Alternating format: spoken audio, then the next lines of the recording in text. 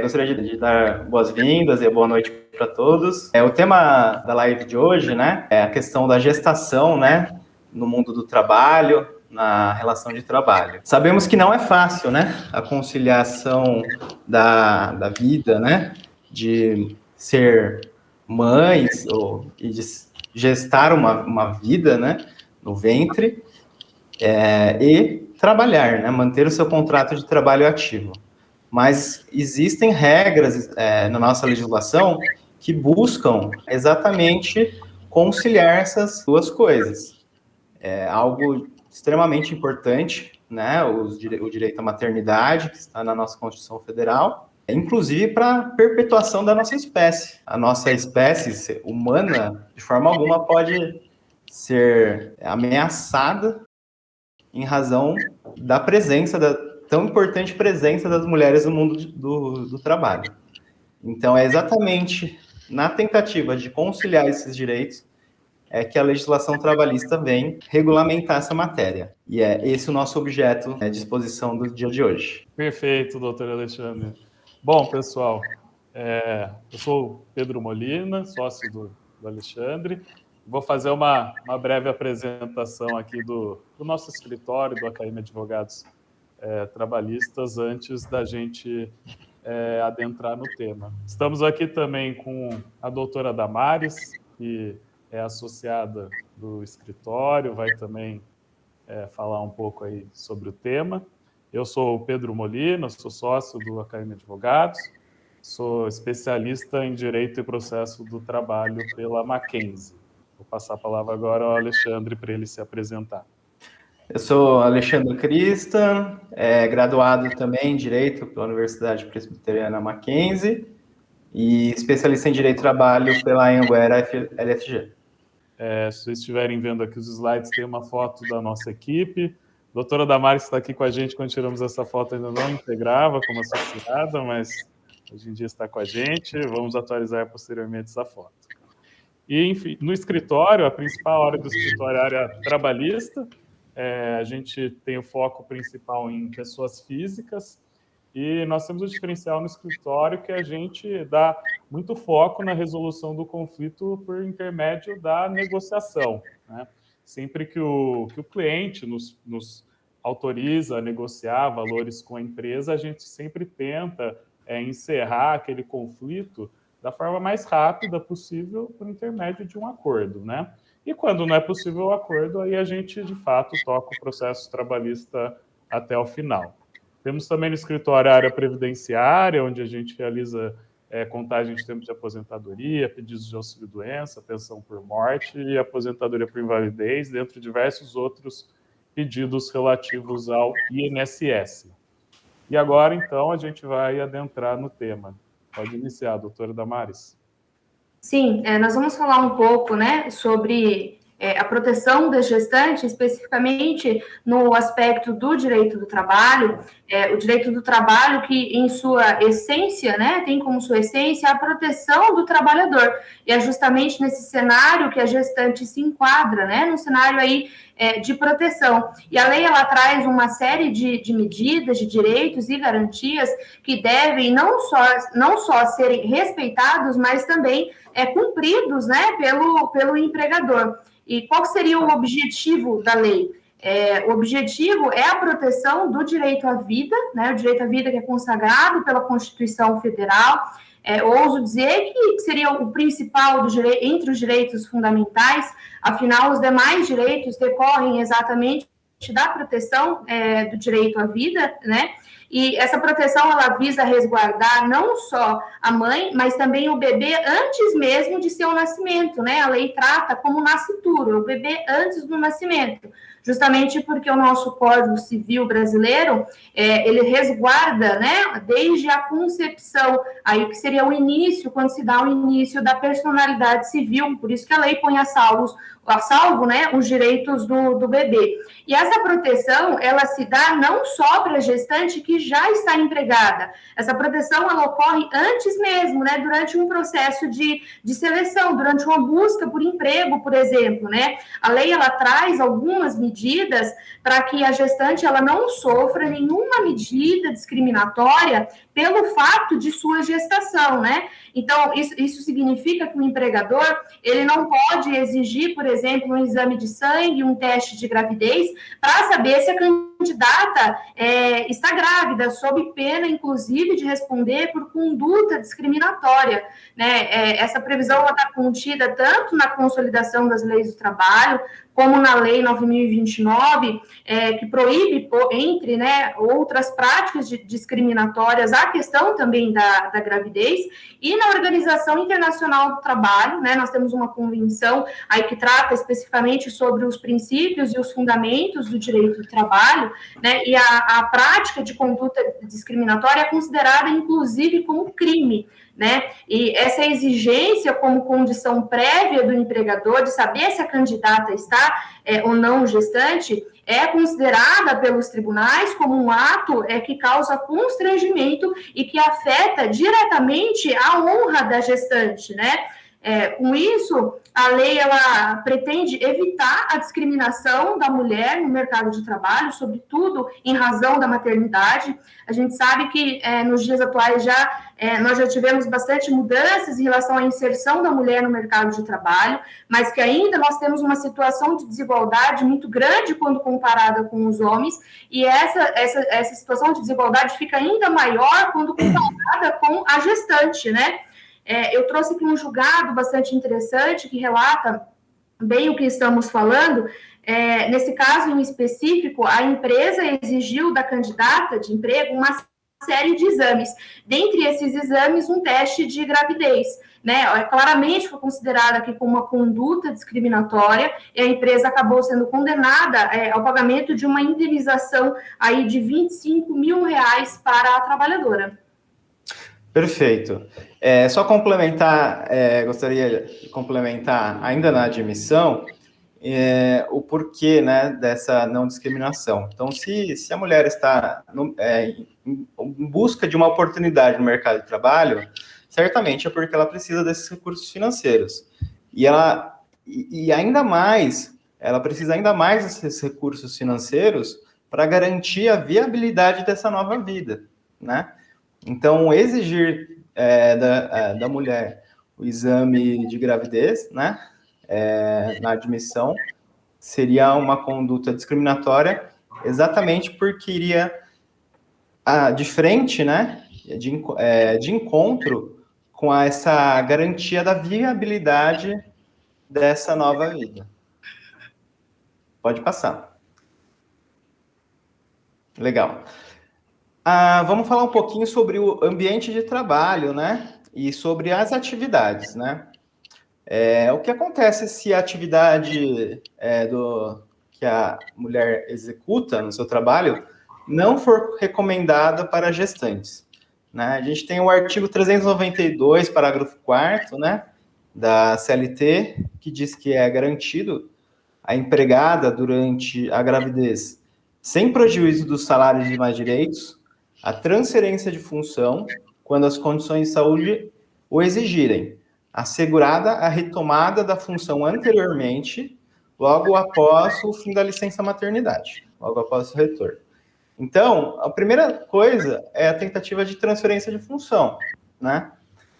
Se ela executa um trabalho que exige muito esforço físico, ou que exige ficar muito tempo em pé, enfim, vamos ver lá adiante situações que podem causar ali algum transtorno, né, a mãe e o bebê.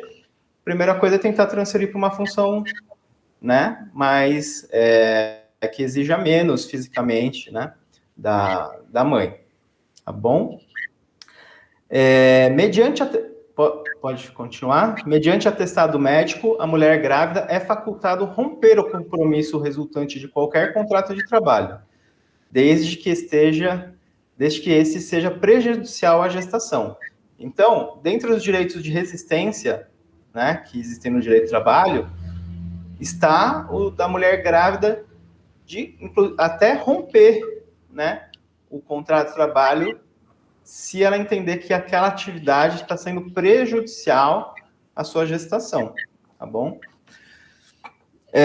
O 394 prevê ainda que, sem prejuízo de sua remuneração, nessa incluindo o valor adicional de insalubridade, a empregada deverá ser afastada de atividades consideradas insalubres. Então, nós também temos a previsão, tá, de que a gestante não pode trabalhar, né, em ambiente insalubre. Tá, isso está no 394 da CLT e foi recentemente objeto de decisões do STF, né, porque houve uma discussão em 2017, durante a reforma trabalhista, que queria se permitir que a gestante trabalhasse em ambiente insalubre. Aí o STF pacificou isso, sendo que não é possível, né? Então, existem todas essas garantias na lei com relação ao que pode ser feito, né, com a gestante quando ela está exposta a um ambiente de trabalho que lhe é prejudicial. Isso, nós não estamos adentrando ainda na questão da pandemia da Covid, isso é em qualquer momento, né, qualquer cenário, um cenário normal, tá bom? Pode passar. Bom, gravidez não é doença, mas requer cuidados especiais. Muitas mães já ouviram, infelizmente, né, muitas gestantes já ouviram de seus empregadores que gravidez não é doença, né? Essa é uma frase que a gente atende muitas clientes aqui no escritório que se queixam de ter ouvido, né, de seus empregadores, né, essa frase. Gravidez não é doença, para de fazer corpo mole e tudo mais. Não é doença, né? A gravidez realmente não é uma doença, é um momento, pelo contrário, um momento especial na vida de uma mulher.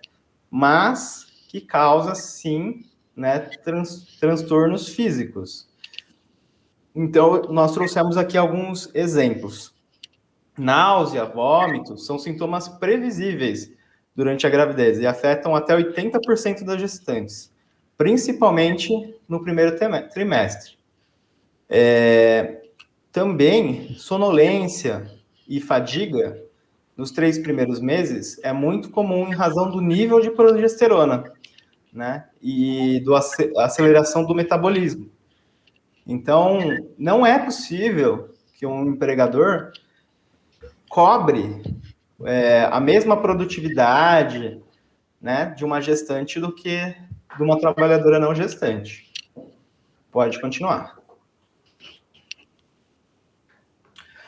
Durante a gestação, ainda, algumas mulheres desenvolvem a hipertensão arterial, que é chamado pré-eclâmpsia, e que pode se transformar numa eclâmpsia depois. É muito comum a gente atender trabalhadoras com essa queixa aqui no escritório, né? É uma doença muito comum na gestação, a pressão arterial alta e coloca em risco a vida do bebê, né? E é muito comum que as trabalhadoras gestantes tenham que apresentar atestados, né, médicos e ficar em repouso em razão dessa questão da pressão alta. Pode continuar. Aqui eu trouxe um julgado, tá, para exemplificar essa questão de que a empresa indenizará a gestante obrigada a carregar caixas pesadas durante a gravidez, tá? Eu trouxe um trechinho aqui que eu queria ler para vocês. Então, foi um julgamento da 11ª turma do TRT Mineiro, de Minas Gerais. A desembargadora Adriana Goulart, ela constatou que uma gestante que exercia a função de estoquista realizava atividades prejudiciais à gravidez, como agachar, arrastar caixas, pegar pesos, subir em pallets para conferir mercadorias. Né? Ficou comprovado que a empresa, mesmo consciente desses fatos, não alterou a função da trabalhadora, em total desrespeito com as recomendações médicas e recomendações da legislação trabalhista. Tá?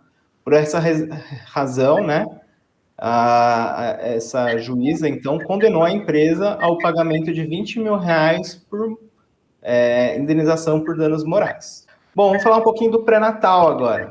Né? O pré-natal é um dos direitos mais importantes da gestante, né, que é de acompanhar, fazer um acompanhamento médico da evolução da gestação, né, junto ao seu obstetra, junto ao seu ginecologista, obstetra, para saber se a gestação corre bem, se o bebê está bem, e se a própria mãe está bem.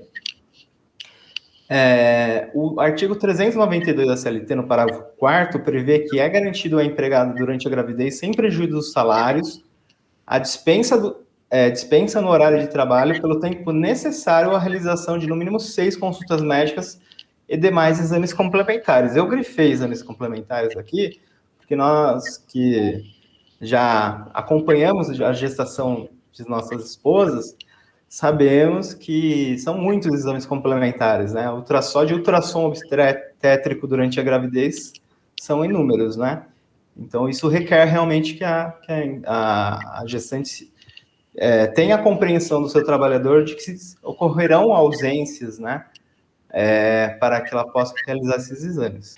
E o pai, né? Também, o pai também faz parte desse contexto, né? Não é só a mãe. Então, a primeira coisa que é importante dizermos, né, que a CLT prevê a licença paternidade, né, de 5 dias, a CLT não, a Constituição Federal, né, no artigo 7º fala da licença paternidade e ela é disciplinada no ato das disposições constitucionais transitórias, no artigo 10º, parágrafo 1º, estabelece 5 dias para o pai de licença não remunerada após o nascimento do filho. E ao longo da gestação, o artigo 473, inciso 10º, diz que o pai pode faltar até 2 vezes ao trabalho para acompanhar a mãe, a sua esposa, né? Nas consultas, né? Nas consultas médicas. E ainda, depois disso, né, o pai tem direito a 1 dia por ano para acompanhar o filho de até 6 anos em consultas médicas. Bom, aqui é o tema que está mais em voga, né, que é a gestante na pandemia de Covid. Então, a gente teve aí a edição de uma lei, 14.151 de 2021, de maio agora, que dispõe que durante a emergência de saúde pública, de importância nacional decorrente do novo coronavírus, a empregada gestante deverá permanecer afastada das atividades de trabalho presencial sem prejuízo de sua remuneração.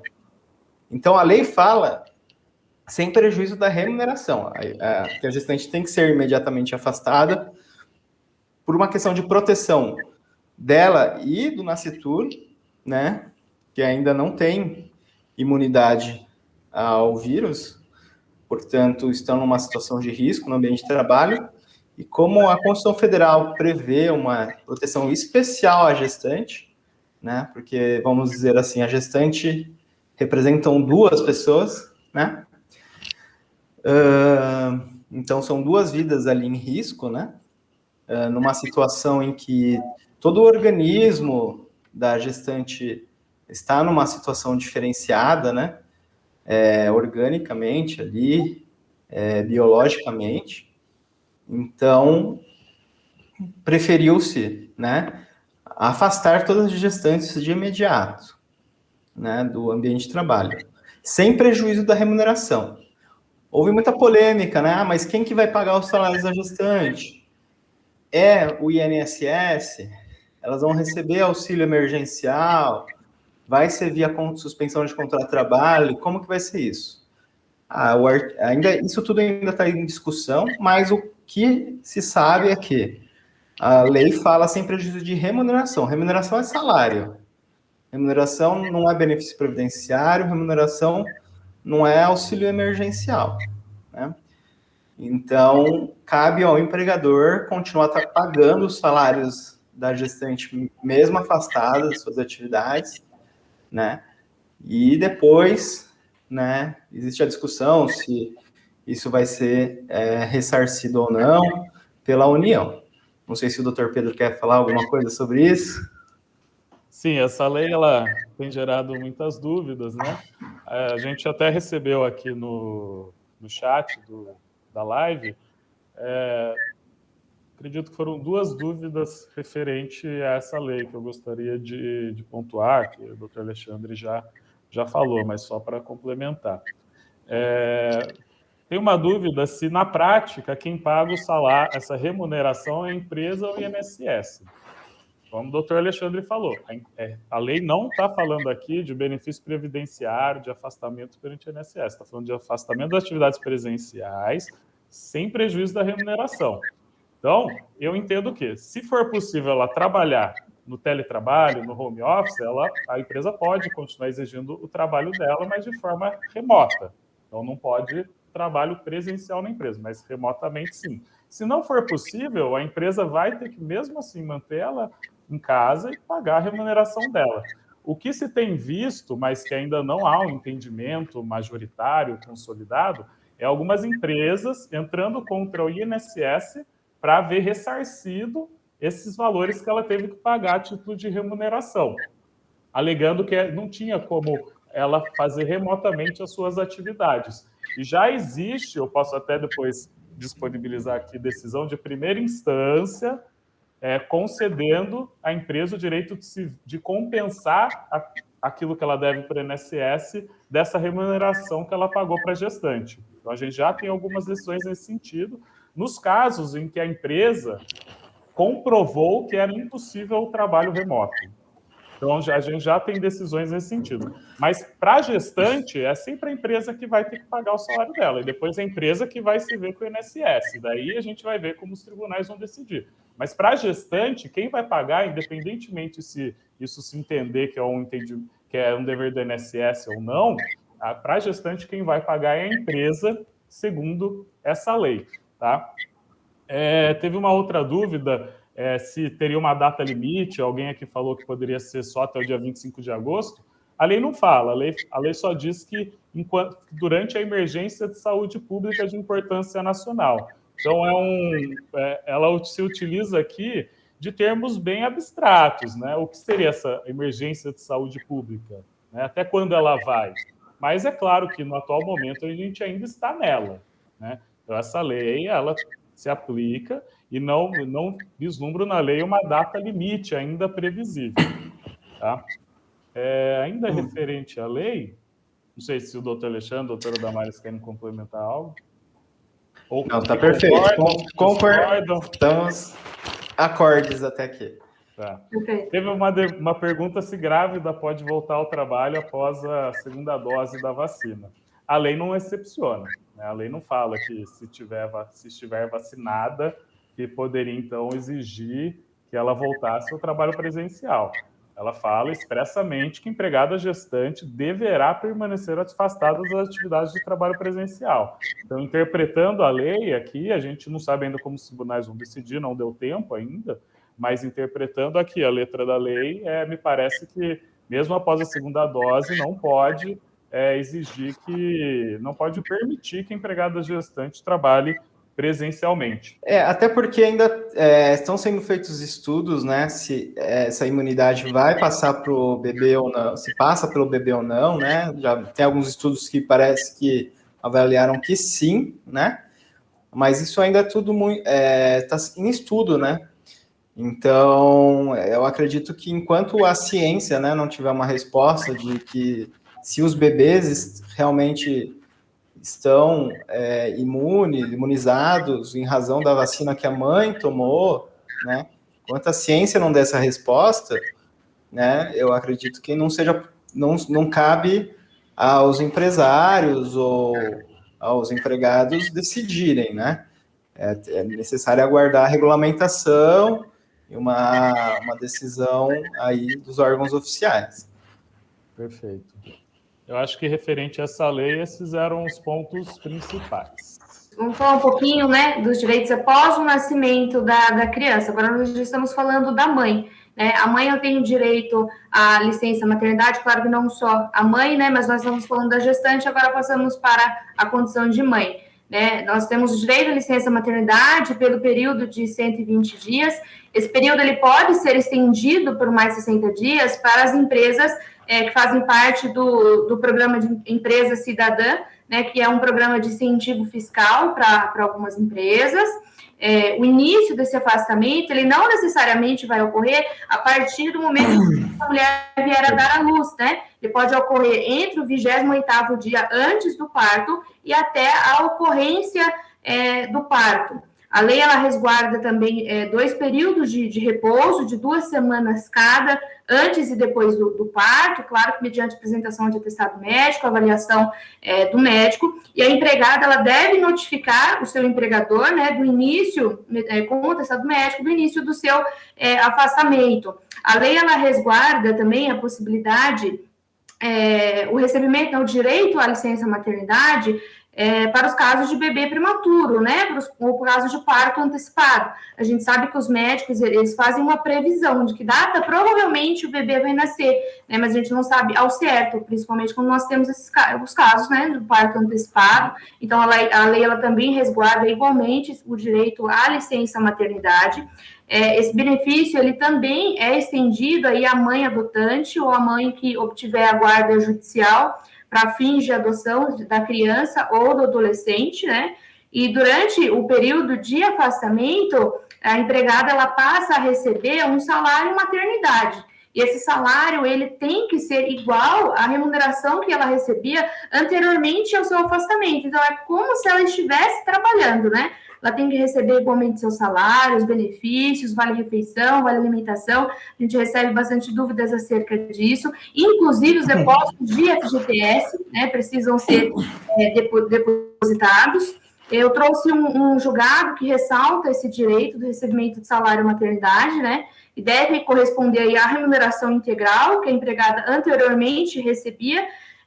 E a licença maternidade, ela favorece o contato direto, né, da mãe com o bebê, bastante importante, facilita também o aleitamento materno, e traz aí uma série de benefícios. Rapidamente respondendo também uma das perguntas que nós tivemos aqui no chat, né, para aqueles casos, eventualmente, que vier a ter o caso de natimorto, o entendimento jurisprudencial é que com mais, a partir de 23 semanas de gestação, né, a gente tem um natimorto. Para esses casos, também é resguardado o direito de licença maternidade pelo período de 120 dias, né, o que é diferente para aquelas mulheres que passam por a situação de um aborto espontâneo, né. Para essas situações, a CLT, ela estabelece que para os casos de aborto não criminoso, né, claro que comprovado mediante atestado médico, a mulher ela vai ter o direito aí ao repouso remunerado de 2 semanas. Esses são os principais pontos aqui da licença maternidade. Perfeito. Pode passar mais um, Pedro, depois a gente volta para esse.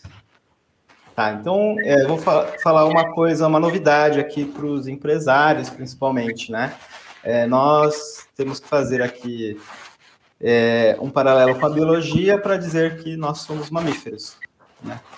E como mamíferos, né, nos nossos primeiros anos, nós nos alimentamos de leite materno, né? E por isso a importância da amamentação, né? A Organização Mundial da Saúde, ela recomenda a amamentação até 2 anos de idade. O aleitamento materno reduz até 13% da mortalidade, né? Evita vários problemas futuros, como infecções respiratórias, diminui o risco de alergia, diabetes, colesterol alto, hipertensão, enfim, acarreta várias consequências para o resto da vida, né, de uma pessoa, de um ser humano. Então, é muito importante o período de amamentação, né? Entretanto, agora a gente pode voltar para o slide anterior. A nossa legislação, ela prevê, sim, né, durante 6 meses, né, 2 intervalos de meia hora para a mãe, né, amamentar seu filho. Só que a gente tem que lembrar que a CLT, ela foi redigida há muito tempo, né, num período em que a presença das mulheres no mercado de trabalho era muito menor, e na maioria das vezes as mulheres que conseguiam adentrar no mercado de trabalho trabalhavam próximos às suas residências, então era possível, nesse período de intervalo de meia hora, ir até o seu filho e amamentar e retornar ao trabalho, né? Na prática, hoje em dia, tudo mudou, né? e, na verdade, esse intervalo de amamentação virou o que a gente chama de intervalo para ordenha, né? Então, a mulher tira ali com a bombinha, né, o leite, armazena, para posteriormente dar ao seu filho. E qual que é a importância desse intervalo? É muito importante esse intervalo, inclusive, em algumas situações, é possível estendê-lo, né? Por quê? Porque se a mulher não retira esse leite, podem acontecer duas consequências. A primeira é para a sua própria saúde, que é a mastite, né? Que quando a mulher está produzindo leite e demora muito, né, para deixar acumular esse leite na mama, gera uma infecção que chama mastite e que é grave. Então, a ordenha, né, desse leite 2 vezes durante a jornada é de extrema importância, né, para evitar o desenvolvimento de mastite e que pode atrapalhar, inclusive, toda a questão da amamentação do filho. E o segundo motivo da importância desse intervalo é que quando a mulher para de retirar o leite seca, né? O leite seca. Então, aí se tem um grande conflito, né?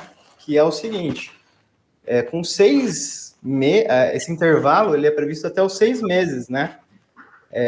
Apenas de idade do filho. Mas a Organização Mundial da Saúde recomenda a amamentação até os 2 anos de idade. Então, vejam, se a mulher para de ter esse intervalo aos 6 meses para poder retirar esse leite, o leite seca e a mulher não pode aumentar, não consegue aumentar até 2 anos de idade. Então, por isso que é muito comum em algumas convenções coletivas de algumas categorias se estender esse intervalo, né, até pelo menos 1 ano de idade. Os médicos muitas vezes pedem a prorrogação desse intervalo também, e é possível pedir judicialmente também a postergação desse tão importante intervalo, que é o intervalo para armamentação ou ordenha. Esse julgado que eu estava comentando, né, a respeito do salário maternidade, que é a garantia igualmente como se a mulher estivesse trabalhando, né, o seu direito à remuneração de forma integral, sem eventuais descontos, além daqueles que ela já tem, em relação ao salário maternidade. Eu vou falar um pouquinho sobre garantia no emprego. Uma das proteções que a lei confere às gestantes é a garantia provisória no emprego. Então, desde a data da concepção até 5 meses após o parto, a mulher não pode ser dispensada imotivadamente do seu emprego. Então, se visa proteger não só, né, a gestante, que depois vira mãe, mas também aquela vida, né, o nascituro e depois a criança que nasce, né, o bebê. Quais hipóteses que essa garantia no emprego ela não vai proteger a gestante e a mãe? Nas hipóteses de justa causa, são as hipóteses do artigo 482 da CLT, que é o abandono de emprego, a insubordinação, indisciplina, ato de improbidade, todas aquelas causas que estão listadas no artigo 482 da CLT, que o empregador pode aplicar uma justa causa na gestante. Claro que, para aplicar uma justa causa, tem que ter proporcionalidade entre a falta grave cometida e a sanção máxima, né? Que é aquela que o empregador extingue imediatamente o contrato e só precisa pagar o saldo de salário e férias que eventualmente já estejam vencidas. Então, para que ele possa aplicar essa causa de proporcionalidade, e na maioria dos casos a gradação das penalidades, ou seja, ele tem que aplicar uma advertência, depois uma suspensão, dando à mulher a oportunidade de retificar a sua conduta. Ele não pode aplicar a justa causa diretamente. Essa garantia no emprego, ela se estende também às empregadas domésticas, à empregada adotante, e ela tem 5 meses de garantia provisória a partir da data em que se efetivar a adoção. E também, eu até vi que teve uma pergunta no chat sobre esse tema, que é a garantia provisória no contrato por prazo determinado. Isso, por muito tempo, foi muito controvertido, mas hoje já está consolidado pelo Tribunal Superior do Trabalho através de uma súmula. Então, no contrato de experiências, mesmo tendo um termo ali para finalizar, Se a mulher fica gestante durante esse contrato, ela vai adquirir a garantia provisória no emprego e o contrato não vai se extinguir naquela data que estava prevista. A gestante não pode ter extinto o seu contrato. Então, o termo ele vai se prorrogar para o final desse período de garantia provisória no emprego. E o trabalho temporário? A gente teve recente decisão do TST que disse que não se aplicaria para o trabalho temporário. Todavia, aqui no escritório, nós temos alguns processos pedindo o reconhecimento da garantia provisória do emprego no trabalho temporário, em que a gente ganhou recentemente, inclusive aqui no Tribunal Regional do Trabalho da 15ª Região. A gente não concorda com o entendimento do Tribunal Superior do Trabalho de que essa garantia não se aplicaria no trabalho temporário. Tá? Se eu puder fazer uma parte só sobre esse ponto, assim, o STF, o posicionamento do STF é que também engloba, essa garantia também engloba o trabalho temporário. Mas o TST mudou o posicionamento olhando para a mãe. Então, falando que a mãe não está sendo discriminada ao ser mandada embora porque ela já saberia de antemão, desde a contratação, quando se encerraria seu contrato. E isso não poderia ser considerado uma atitude discriminatória. O que muda por completo a ótica, né, até então adotada, que era olhar para o nascituro e não para a mãe, né? E visando garantir a viabilidade da nova vida, garantir recursos para a mãe, né, possa garantir a viabilidade da vida. Exato, se busca proteger muito mais aquela vida que está para nascer, que acabou de nascer, do que em si as regras do contrato que foram acordados entre as partes. Então, nós continuamos entendendo que se aplica sim a garantia provisória do emprego para o trabalho temporário, e se alguém nos consultar que tenha sido extinto esse contrato, mesmo gestante, a gente ingressa com o processo mesmo assim. Bom, do aborto do natimorto já foi passado, então eu vou para o próximo slide. E se eu estiver gestante, então, ou meu filho tiver acabado de nascer e eu tiver extinto o meu contrato num período de estabilidade, de garantia provisória no emprego. Aí a gestante, a mãe, né, ou a gestante, ela tem direito à reintegração naquele emprego, então ingressar com um processo contra a empresa pedindo que seja reintegrado, ou seja, restabelecido o seu contrato de trabalho. E se já tiver passado o prazo de estabilidade, ela tem direito a ver indenizados os salários desse período. Eu vou acelerar porque a gente só tem mais 5 minutos, tá? Se a concepção vier acontecer no curso do aviso prévio, seja ele trabalhado ou indenizado, também tem direito à garantia provisória no emprego. E se ocorrer a extinção do estabelecimento, a empresa tem que indenizar também a mulher pelo período de garantia provisória no emprego. Eu trouxe aqui um julgado de junho de 2021 do Tribunal Superior do Trabalho, onde ele entendeu que se a mulher gestante, né, que tem garantia provisória no emprego, ela pede demissão, ela tem direito ainda assim a reintegrar no emprego posteriormente ou ver indenizado o período de garantia provisória, se esse pedido de demissão não tiver assistência do sindicato. Esse é um julgado de junho de 2021, cujo relator foi o ministro Cláudio Mascarenhas Brandão. Bem interessante também. E aqui eu trouxe a súmula 244 do TST, que traz alguns pontos que eu já falei, né? Mas o que eu queria destacar é o item 1 da súmula, que ele diz que o desconhecimento do estado gravídico pelo empregador não afasta o direito ao pagamento da indenização decorrente da estabilidade. Então, é uma proteção muito grande, muito forte que a lei, que o Tribunal Superior do Trabalho, né, fornece às gestantes, e com razão, visando proteger a vida, né, visando proteger a vida da criança principalmente. Então, mesmo que a mulher seja mandada embora, que o empregador não tenha ciência que ela estava gestante, e posteriormente ela ingressa com um processo pedindo a indenização do período de garantia provisória do emprego, que, lembrando, vai da concepção até 5 meses após o parto, o empregador ele tem que indenizar esse período, mesmo que ele não tivesse ciência do estado gravídico. Então, o que se visa proteger aqui é a vida da criança, acima de tudo. Perfeito. Só uma parte também, rapidamente, é o que o Dr. Pedro está colocando, né? Um direito público indisponível, né? O direito à vida do nascituro.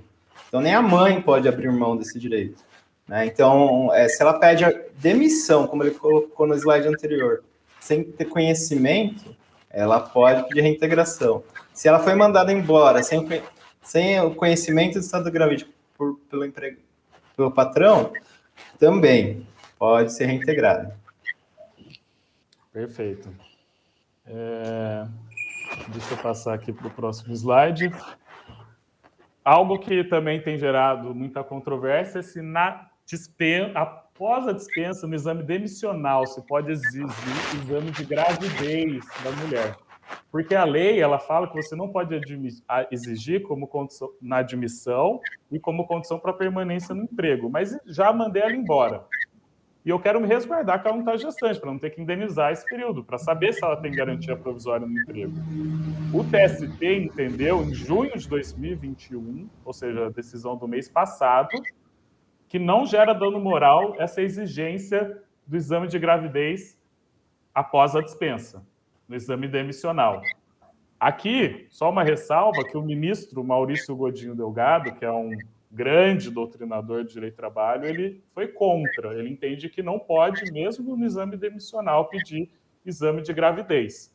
Mas todos os outros ministros da terceira turma do Tribunal Superior do Trabalho, eles entenderam que poderia, porque a lei fala só na admissão e durante o emprego, e não trata da extinção do contrato.